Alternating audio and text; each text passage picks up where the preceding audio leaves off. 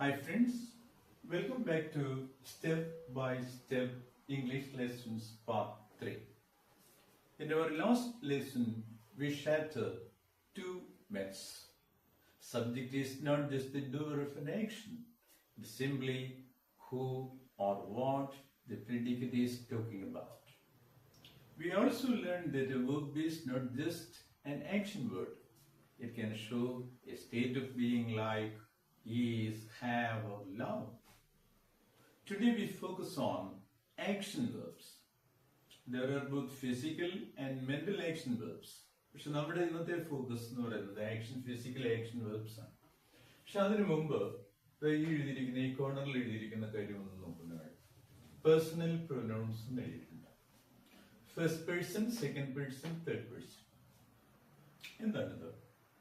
I singular, we plural, first person ആണ്. I'm talking to you now. ഞാനിപ്പോ നിങ്ങളോട് സംസാരിച്ചുകൊണ്ടിരിക്കുകയാണ്. ഞാൻ എന്റെ കൂടെ വേറെ ആൾക്കാരുണ്ടെങ്കിൽ ഞാൻ പറയും വി ആർ ഫ്രണ്ട്സ്. നമ്മൾ, ഞാൻ, നമ്മൾ. അപ്പോ person who speaks or persons who speak. ആരാണോ സംസാരിക്കുന്നത്, ഒരാളാകാം, കൂടുതലാകാം. ഒരാളാണെങ്കിൽ ഐ, കൂടുതലാണെങ്കിൽ ബി. അപ്പൊ സംസാരിക്കുന്നവരാണ് അവരല്ലേ. ആരാണോ സംസാരിക്കുന്നവരാണ് അവരാണ് ഫസ്റ്റ് പേഴ്സൺ. ഇനി I'm talking to you. ഞാൻ നിങ്ങളോട് സംസാരിക്കുന്നത്. നിങ്ങളോട് ഒരാളിനോടുമാകാം, ഒരുപാട് പേരോടുമാകാം, അല്ലെ? അപ്പൊ യു എന്ന് ഞാൻ പറയുമ്പോൾ എത്ര പേരോട് ആവശ്യമാണ്? സംസാരിക്കുന്ന ഞാനും വേണം, നിങ്ങളും വേണം. അപ്പൊ നിങ്ങൾ സെക്കൻഡ് പേഴ്സൺ ആണ്. പക്ഷെ യുവിനൊരു പ്രത്യേകതയുണ്ട്. ഒരാളിനെയും ഒത്തിരി പേരെയും നമ്മൾ യു എന്ന് വിളിക്കും, അല്ലെ? എനിക്ക് നിങ്ങളിൽ ഒരാളിനെ യു എന്ന് വിളിക്കാൻ, ഇത്രയും പേരെയും യു എന്ന് വിളിക്കും. നോക്കൂ, അപ്പൊ അതുകൊണ്ട് ഇത് സെക്കൻഡ് പേഴ്സൺ ആണ്. പിന്നെ തേർഡ് പേഴ്സൺ നോക്കൂ, സിംഗുലറും പ്ലൂറലും. ഇപ്പൊ ഞാൻ എന്റെ സുഹൃത്തിനോട് അവിടെ നിൽക്കുന്ന ഒരാളെ പറ്റി സംസാരിക്കുകയാണ്. ഞാൻ പറഞ്ഞു look at him, he is my student. അയാൾ എന്റെ സ്റ്റുഡന്റ് ആണ്. ഒരാളിനോട് മൂന്നാമതൊരാളിനെ പറ്റി സംസാരിക്കുമ്പോഴാണ് തേർഡ് പേഴ്സൺ ആകുന്നത്. വളരെ സിമ്പിൾ, അല്ലെ? ഷീയും ഏറ്റവും അതുപോലെ തന്നെയാണ്. അപ്പൊ ഒരാളാകാം, ഒരു വസ്തുവാകാം, മറ്റാകുമ്പോൾ ഒരു വസ്തുവുമാകാം. ഇനി നമുക്ക് അതിന്റെ പ്ലൂറലാണ് ദേ. തേർഡ് പേഴ്സൺ പ്ലൂറൽ, അല്ലെ? നമ്മൾ പറയുന്നത് അയാളെ പറ്റി, അയാളെ നോക്കൂ, അല്ലെ? അയാൾ അല്ലെങ്കിൽ അവരെ നോക്കൂ, അവർ ഞങ്ങളുടെ സുഹൃത്തുക്കളാണെന്ന് അങ്ങനെ പറയും. Look at dum, they are. ഞാൻ നിങ്ങളോടാണ് പറയുന്നത് ദേ പറ്റി. ഒരു തേർഡ് പേഴ്സൺ ആണ്, അല്ലെ? ഇത്രേ ഉള്ളൂ ഇതിന്റെ അർത്ഥം. അപ്പൊ first person singular and plural, second person സിംഗുലറും പ്ലൂറലും ഒന്നാണ്. Third person singular he, she, it ആണ്. അവരുടെ പ്ലൂറൽ നോക്കൂ, ദേ ആണ്. ഇത്രയും മനസ്സിലാക്കിയേ പറ്റൂ. നോക്കൂ, ഇനി നമുക്ക് വെർബുകളിലേക്ക് വരാം. വെർബുകളെ പറ്റി നമ്മൾ പഠിച്ചു കഴിഞ്ഞു, ഒരു ഏകദേശ രൂപം, അല്ലെ? ഇത് രണ്ടും ഞാൻ രണ്ട് ആക്ഷൻ വെർബ്സ് നോക്കൂ. You can see a chart on the board, അല്ലെ? ആൻഡ് there are 1 2 3 4 5 കോളംസ്, അല്ലെ? 5 കോളംസ് ഉണ്ട്. നോക്കൂ, അതെല്ലാം തന്നെ ആ കോളംസിലെല്ലാം തന്നെ ഞാൻ ലേബിൾ ചെയ്തിട്ടുണ്ട്. ഓൾ കോളംസ് ആർ ലേബിൾഡ്, അല്ലെ? Infinitive, present, past, past participle and present participle. ഇവിടെ ഞാൻ രണ്ട് വെർബുകൾ എഴുതിയിട്ടുണ്ട്. ഒന്ന് ടു പ്ലേ, രണ്ട് ടു റൈറ്റ്. ഇപ്പൊ ഒരു വെർബിനെ പറ്റി പറയുമ്പോൾ നിങ്ങളുടെയൊക്കെ മനസ്സിൽ പെട്ടെന്ന്, അല്ലെ, ഉയർന്നു വരുന്ന വാക്ക് പ്ലേ തന്നെ എഴുതി. അതുകൊണ്ടാണ് ഞാൻ അത് എഴുതിയത്, ടു പ്ലേ. ഇതിനെ ടു പ്ലേ നോക്കൂ, കുഞ്ഞുങ്ങള് ഇൻഫൻസ് ജനിക്കുന്ന സമയത്ത് പ്ലേസിന്റെയോടൊപ്പം ജനിക്കുന്നല്ലേ, അതുപോലെയാണ് ഈ ടൂവിനോടൊപ്പം ടു, അല്ലെങ്കിൽ ഇത് പ്ലേ ടൂവിനോടൊപ്പം ജനിച്ചതാണ്. അതുപോലെ തന്നെയാണ് റൈറ്റ്. നോക്കൂ, അതുകൊണ്ട് ഇതിനെ നമ്മൾ വിളിക്കുന്നത് ഇൻഫിനിറ്റീവ് ആണ്. ഇൻഫിനിറ്റീവ് ഇൻഫന്റ് തമ്മിലുള്ള ബന്ധം നോക്കൂ, അല്ലെ? ഇൻഫന്റ് ആണ്. നോക്കൂ, ഒന്നിനെ പറ്റിയും അതിന് യാതൊരു ചിന്തയില്ല. നോക്കൂ, അപ്പൊ ടു പ്ലേ മീൻസ് കളിക്കുക എന്നേ ഉള്ളൂ. കളിച്ചുവെന്നില്ല, കളിക്കുമെന്നില്ല, കളിച്ചുകൊണ്ടിരിക്കുന്നില്ല, ഒന്നും അതിനകത്തില്ല, അല്ലെ? വളരെ ഇന്നസെന്റ് ആയ ഒരു വെർബിന്റെ ബേസ് ഫോം ആണ്. മനസ്സിലായല്ലോ? സി, ആ ടു പ്ലേ ആണ് നമ്മൾ ആദ്യം എടുക്കുന്നത്. മലയാളത്തിൽ കളിക്കുക അല്ലെങ്കിൽ കളിക്കുക എന്നൊക്കെ പറയാമെന്ന് തോന്നുന്നു. ഇനി മലയാളത്തിൽ നിങ്ങൾ കളിക്ക് അല്ലെങ്കിൽ കളിക്കുക എന്ന് പറയുന്ന പദത്തിനോടൊപ്പം ഒന്നു ചേർത്താൽ എന്ത് കിട്ടും? കളിക്കുന്നു. ആ ഒന്നുവിനെ നമ്മൾ കാലപ്രത്യയം എന്ന് പറയാം. ഇംഗ്ലീഷിൽ നമ്മൾ അതിന് ടെൻസ് മോർഫിയം എന്ന് പറയും. ഒരേ പ്രക്രിയയാണ് രണ്ടിടത്തും നടക്കുന്നത്, ഒരു വ്യത്യാസമില്ല. എല്ലാ ഭാഷകളിലും അടിസ്ഥാനപരമായി നടക്കുന്ന കാര്യങ്ങളൊക്കെ ഏതാണ്ട് തുല്യമാണ്. നോക്കൂ, അപ്പോ ടു പ്ലേ നമ്മൾ എങ്ങനെ പ്രസന്റ് ടെൻസ് ഉള്ള ഒരു വെർബ് ആക്കി മാറ്റും? ഞാനിവിടെ ടു പ്ലേ എന്ന് പറയുന്ന വേർബിനോടൊപ്പം യെസ് പ്ലസ് യെസ് എഴുതുകയാണ്. അപ്പൊ അത് പ്ലേസ്. ഇതെന്തിന് തുല്യമാണ്? ഇത് തീർച്ചയായും കളിക്കുന്നു അല്ലെങ്കിൽ കളിക്കാറുണ്ടോ? കളിക്കുന്നു തന്നെ എടുക്കാൻ നമുക്ക് അതിന് തുല്യം. കളിക്കുന്നു അല്ലെ? പക്ഷെ ഇംഗ്ലീഷിൽ ഒരു പ്രശ്നമുണ്ട്. ഈ പ്ലേസ് എന്ന് പറയുന്ന വെർബ് ഈ ഇരിക്കുന്ന പേഴ്സണൽ പ്രൊനൗൺസ് ഉണ്ടല്ലോ, അവരിൽ ഈ 3 പേർക്ക് വേണ്ടി മാത്രമുള്ളതാണ്. അവർക്ക് വേണ്ടി ശ്രമിച്ചിരിക്കുക, വേറെ ആരും തൊടുക പോലുമില്ല. അപ്പൊ ഒന്ന് പറഞ്ഞു നോക്കൂ, അവൻ എല്ലാ ദിവസവും ക്രിക്കറ്റ് കളിക്കാറുണ്ടെന്ന് പറഞ്ഞു നോക്കൂ. He place cricket every day. അങ്ങനെയാണ് ഡേസ് വരുന്നത്, കളിക്കുന്നു. ഇനി ഷീ ആണെങ്കിലും ഇറ്റ് ആണെങ്കിലും അത് തന്നെയാണ്. പക്ഷെ നേരെ മറിച്ച് ഒരാളേ ഉള്ളൂ, ബട്ട് അത് ഫസ്റ്റ് പേഴ്സൺ ആണ്. അതൊരിക്കലും നോക്കൂ ഈ വെർബിനെ ചേർന്ന ഈ വെർബിനെ സ്വീകരിക്കുകയില്ല. അതാണ് കാരണം. മനസ്സിലായല്ലോ?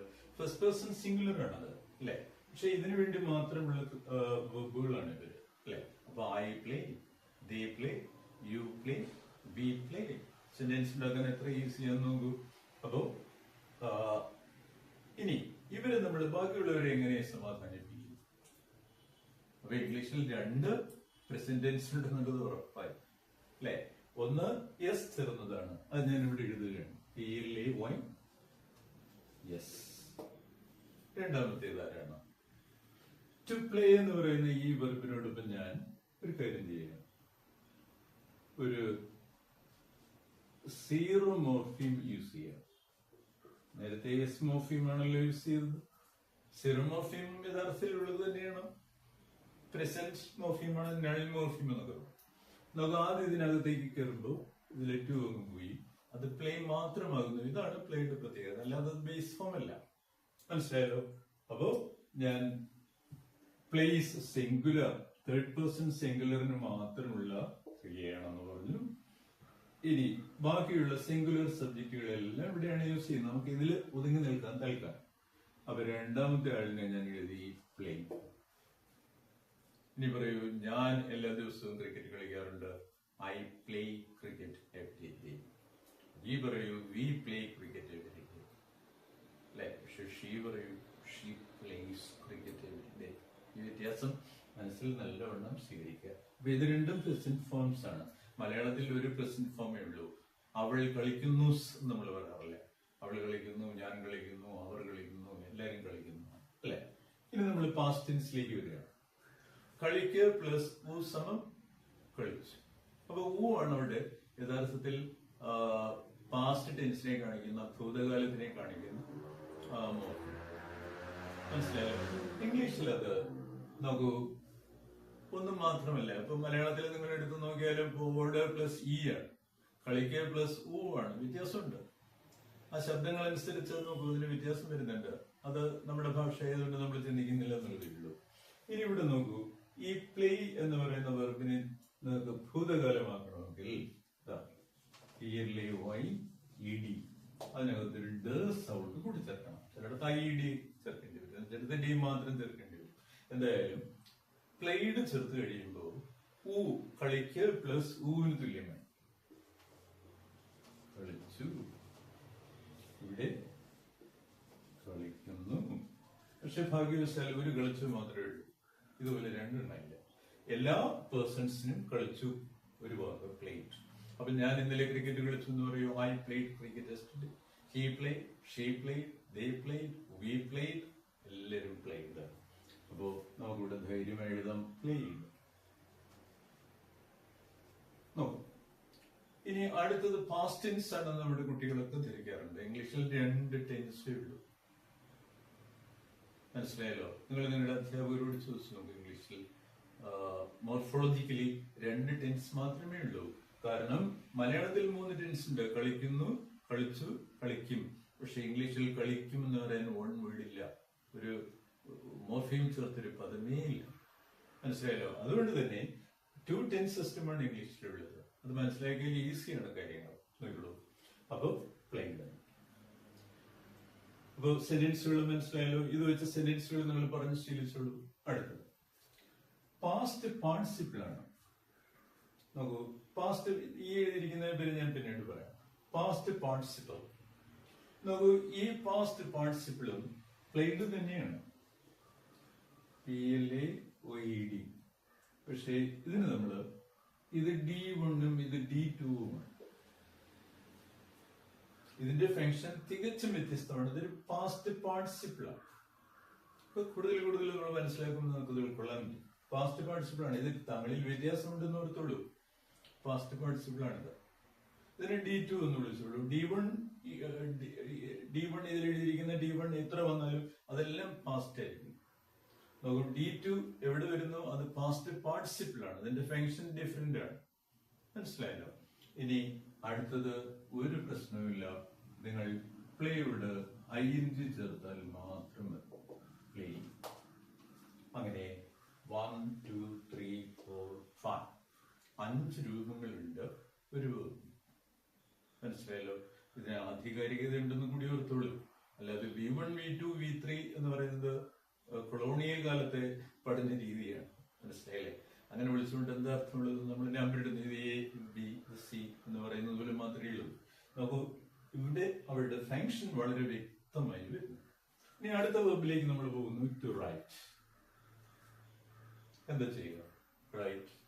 എങ്ങനെയാണ് പ്രസന്റ് ഉണ്ടാക്കുന്നതെന്ന് ഞാൻ പറയേണ്ട കാര്യമില്ല, നമുക്ക് തന്നെ അറിയാം. Writes and write. ഇനി ചേർത്ത സെന്റൻസിൽ ഉണ്ടാക്കി നോക്കൂ. He writes. പക്ഷെ ദേ ആണെങ്കിൽ റൈറ്റ്, ഐ ആണെങ്കിൽ റൈറ്റ്. ഐ ഒരാളെ ഉള്ളൂ, എന്തുകൊണ്ട് റൈറ്റ്സ് വരുന്നില്ല എന്നൊക്കെ നമുക്ക് സംശയം ഉണ്ടാവും. അപ്പൊ കാര്യം മനസ്സിലായല്ലോ. അത് ഫസ്റ്റ് പേഴ്സൺ ആയതുകൊണ്ടാണ്, അതായത് ഇവർക്ക് വേണ്ടി മാത്രമേ ഉള്ളതാണെന്ന് മനസ്സിലായി. പിടികിട്ടിയല്ലോ. ഇനി അടുത്തത് ആണ് ഒരു ചെറിയ പ്രശ്നം നിങ്ങൾക്ക് തോന്നുന്നത്. റൈറ്റിനെ നിങ്ങൾ പാസ്റ്റിലേക്ക് മാറ്റിയാൽ റൈറ്റഡ് അല്ല. ഇത് മാതൃഭാഷ, ഇംഗ്ലീഷ് മാതൃഭാഷ ആയിട്ടുള്ള കുട്ടികൾ അങ്ങനെ ഉപയോഗിക്കാറുണ്ടെന്ന് പറയുന്നുണ്ട്. റൈറ്റഡ്. കാരണം ED ചേർത്തവർ ശീലിക്കുന്നത് കൂടുതൽ വെർബുകളും സൗണ്ട് ചേർന്ന് വരുന്നതാണ്. പിന്നീട് അവരത് മാറ്റുന്നു. നോക്കൂ, റൈറ്റിന്റെ പാസ്റ്റ് ഫോം റൈറ്റഡ് അല്ല, നിങ്ങൾക്ക് അറിയാം, റൂട്ടാണ്. ഐ എന്ന് പറയുന്ന ഈ ശബ്ദം, ഐ എന്ന് പറയുന്ന ശബ്ദം റോഡ് എന്നായി തിരികെ. മനസ്സിലായല്ലോ? അപ്പോ അതുകൊണ്ട് തന്നെ ഒരു വവൽ ചേഞ്ച്, ഇവിടെ ഒരു വവൽ ചേഞ്ച് ഡിഫ്തോങ്സ് ആണ്, വവൽ ചേഞ്ച് ഉണ്ടാവും. ഈ വവൽ ചേഞ്ച് വഴി വെർബ് പാസ്റ്റ് ആകുന്നത് നോക്കൂ. അങ്ങനെയുള്ള കുറച്ച് വെർബുകൾ, ഒരു അബൌട്ട് 300 വെർബ്സ് മാത്രമേ ഇംഗ്ലീഷിലുള്ളൂ. പക്ഷെ നോക്കൂ, they are the most often used verbs. നമ്മുടെ സംസാര ഭാഷയിൽ ഏറ്റവും കൂടുതൽ ആവർത്തിച്ച് ഉപയോഗിക്കപ്പെടുന്ന ക്രിയകളാണ് ഈ സ്വഭാവമുള്ളവർ. മനസ്സിലായല്ലോ? നോക്കൂ, റൂട്ട്. അപ്പൊ എങ്ങനെ കണ്ടുപിടിക്കുക? അതിനകത്ത് ഒരു വവൽ ചേഞ്ച് തീർച്ചയായിട്ടും ഉണ്ടാവും. അങ്ങനെ ഉണ്ടാകുന്ന പാസ്റ്റ് ടെൻസുകളെ നോക്കൂ, ഉള്ള വെർബുകളെ നമ്മൾ പേരിട്ട് വിളിക്കാറുണ്ട്. നോക്കൂ, ഇവര് സ്ട്രോങ് വെർബുകളാണ്. മനസ്സിലായില്ല? അല്ലെങ്കിൽ ഇറഗുലർ വെർബ്സ് ആണ്. ഇവര് വീക്ക് വെർബുകളാണ്. Weak verbs. സ്ട്രോങ് വെർബ്സും വീക്ക് വെർബ്സ്. മനസ്സിലായല്ലോ? അപ്പൊ ആരാണ് സ്ട്രോങ് വെർബ്, ആരാണ് വീക്ക് വെർബ് എന്ന് നല്ലവണ്ണം മനസ്സിലാക്കുക. Strong and weak verbs. അപ്പൊ വീക്ക് വെർബുകളെല്ലാം ചേർന്നതാണ്. സ്ട്രോങ് വെർബുകളെല്ലാം നമുക്ക് വവൽ ചേഞ്ച്ഡ് ആയി പാസ്റ്റ് ടെൻസ് ഉണ്ടാകുന്നതാണ്. ഇനി അടുത്ത രൂപം ഇതിനേക്കാൾ രസകരമാണ്. WRITTEN. നമുക്ക് ഇതിന്റെ പാരമ്പര്യം നിലനിർത്തുന്ന ആ ഒരു വെർബാണിത്. വളരെ കുറച്ചുപേരെ അങ്ങനെയുള്ളവരുള്ളൂ. മനസ്സിലായില്ലേ? നമുക്ക് ഓൾഡ് ഇംഗ്ലീഷിലേ ഉള്ള സ്വഭാവമാണ് ഈ എൻ ശബ്ദം. പാസ്റ്റ് പാർട്ടിസിപ്പിളുകൾക്ക് എൻ ശബ്ദമാണ്. നമുക്കത് റീറ്റെയിൻ ചെയ്തു അവര്. മനസ്സിലായല്ലോ? നമുക്ക് ധീരമായി അവരത് നിലനിർത്തി. അങ്ങനെയുള്ള വെർബാണ് നമ്മൾ എന്തെന്ന സ്ട്രോങ് വെർബുകൾ എന്ന് വിളിക്കുന്നത്. നോക്കൂ, റിറ്റൻ ഒരു സ്ട്രോങ് വെർബാണ്. എൻ ശബ്ദം കണ്ടു നിങ്ങൾ? ഇത് വളരെ ഇമ്പോർട്ടന്റ് ആണ് ഇംഗ്ലീഷിൽ. നമുക്ക് ഇവിടെ വരുന്ന ഈ D2 ഫോംസ് ഉൾപ്പെടെയുള്ള പാസ്റ്റ് പാർട്ടിസിപ്പിൾ ഗ്രൂപ്പിൽ വരുന്ന, ഈ തലക്കെട്ടിൽ വരുന്ന എല്ലാ വാക്കുകളെയും നമുക്ക് അത് ഡ ആണെങ്കിലും എൻ ആണെങ്കിലും എൻ ഫോം എന്ന് വിളിക്കാം. കുറെ കൂടെ സൗകര്യമായി നമുക്ക് ഇതിനെ ലേബിൾ ചെയ്യാം. N forms. മനസ്സിലായല്ലോ? അപ്പൊ ഇതെല്ലാം എൻ ഫോംസ് ആണ്. ഇനി അടുത്തത് പ്രസന്റ് പാർട്ടിസിപ്പിൾ ഉണ്ടാക്കാൻ ഒരു പാടുമില്ല. Writing, WRIT, right. അപ്പോ പറഞ്ഞു നോക്കൂ. Infinitive, present and past. ഇനി അങ്ങോട്ടുള്ളത് ടെൻസ്. ഇപ്പൊ ഇംഗ്ലീഷിൽ 2 ടെൻസുകളേ ഉള്ളൂ, ഉറപ്പ്. മനസ്സിലായല്ലോ? നോക്കൂ, 2 സിമ്പിൾ ടെൻസുകളാണ് നമ്മൾ ഇവിടെ എഴുതിയിരിക്കുന്നത്. ഉദാഹരണത്തിന് നോക്കൂ, he place cricket yesterday. Place എങ്ങനെയുണ്ട്? ഇത് പ്ലേ പ്ലസ് സൗണ്ട് ആണ് അല്ലെ? അപ്പൊ തീർച്ചയായിട്ടും ഇത് പ്രസന്റ് ആണ്. വെർബിൽ ഒരു പദം മാത്രമേ ഉള്ളൂ, ഒരു സിംഗിൾ വേർഡ് ആണ്, ഒരു വെർബ് ഫ്രേസ് അല്ല. അതുകൊണ്ട് തന്നെ നമ്മൾ ഇതിനെ നോക്കൂ സിമ്പിൾ വെർബ് എന്ന് പറയാം, സിമ്പിൾ പ്രസന്റ്. ഇനി ഹി പ്ലേഡ് ക്രിക്കറ്റ് യെസ്റ്റർഡേ. നോക്കൂ, പ്ലേഡ് എന്ന് പറയുന്ന ഡ ശബ്ദം പാസ്റ്റ് ടെൻസിനെ സൂചിപ്പിക്കുന്നു അല്ലെ? ഉറപ്പാണ്. നോക്കൂ, ഈ വെർബ് വരണമെങ്കിൽ അതിന് ടെൻസ് ഇല്ല, അതിന്റെ മുന്നിൽ ആരെങ്കിലും തീർച്ചയായിട്ടും ഉണ്ടായിരിക്കും അതിനെ സഹായിക്കാൻ. അതുകൊണ്ട് ഒറ്റ വാക്കേ ഉള്ളൂവെങ്കിൽ D1 തന്നെയാണത്, ഉറപ്പാണ്. മനസ്സിലായല്ലോ? അപ്പോ പ്ലേഡ് എന്ന് പറയുന്ന verb, he played cricket yesterday എന്ന് പറയുമ്പോൾ അതും സിമ്പിൾ പാസ്റ്റിൽ പെടുന്നു. അപ്പൊ നമ്മൾ 2 ടെൻസും കൂടെ സ്ട്രക്ചറും കൂടി പഠിച്ചിരിക്കുകയാണ്. നോക്കൂ, he place cricket every day, he played cricket every day. He rights poems, he road poems. 2 തമ്മിലുള്ള വ്യത്യാസം മനസ്സിലായല്ലോ? നോക്കൂ, അപ്പോ ഇത്രയാണ് എനിക്കിന്ന് നിങ്ങളെ പഠിപ്പിക്കാനുള്ളത്. നിങ്ങളുടെ തലച്ചോറിൽ ഒരുപാട് ആശയങ്ങൾ കുത്തി നിറയ്ക്കുന്നില്ല ഞാൻ, മനസ്സിലായില്ലേ? അപ്പൊ ഞാൻ പറഞ്ഞു, ഈ സ്ട്രോങ് വെർബ്സ് എന്ന് പറയുന്നത് there are only about 300 of them and we use them actually constantly അല്ലെ? നോക്കൂ, അവരവരുടെ they proudly retain their എന്താ പറയാ, their historical suffix, അവരുടെ ചരിത്രപരമായ ആ സഫിക്സിനെ അവര് നിലനിർത്തി എന്നുള്ളതാണ്. നോക്കൂ, ഇപ്പൊ നിങ്ങൾക്ക് ഇത് മനസ്സിലാകുന്നുണ്ടെങ്കിൽ അത്ര എളുപ്പമല്ല. നോക്കൂ, നമ്മൾ എവിടെ എത്തിച്ചേരുന്നു എന്നുള്ളത് നമ്മൾ ചൂസ് ചെയ്യുന്ന പാത പോലെ ഇരിക്കും എന്ന് നിങ്ങൾ കേട്ടിട്ടുണ്ട്. ഫ്രോസ്റ്റിന്റെ കവിതയൊക്കെ പഠിച്ചിട്ടുണ്ടാവുമല്ലോ അല്ലെ? നോക്കൂ, അപ്പോ വളരെ ഇമ്പോർട്ടന്റ് ആണ് നമ്മുടെ പാത നമ്മൾ തിരഞ്ഞെടുക്കുന്നത് അല്ലെ? അപ്പൊ ലോജിക്കലായിട്ട് ചിന്തിക്കുക, ഇംഗ്ലീഷിനെ ലോജിക്കലായി കാണുക അല്ലെ? ഇതാണ് ഞാൻ നിങ്ങളിൽ നിന്ന് ആവശ്യപ്പെടുന്നത്. മനസ്സിലായാലും? കണ്ടൂരിനെ ഡിസ്ലൈക്ക് ചെയ്ത് അല്ലെ? നോക്കൂ, മാറിയും പോവാതെ ഇതെന്താണെന്ന് ഒന്ന് ചിന്തിക്കാനും ആലോചിക്കാനും സമയമെടുക്കുക.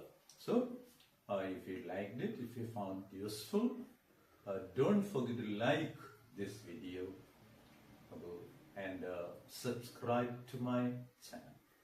ഈ അടുത്ത അതിന്റെ പാർട്ട് 4 തീർച്ചയായിട്ടും നിങ്ങളുടെ അടുത്ത് എത്തിച്ചേരും. നിങ്ങൾ ഈ ചാനൽ സബ്സ്ക്രൈബ് ചെയ്യുക. Thank you.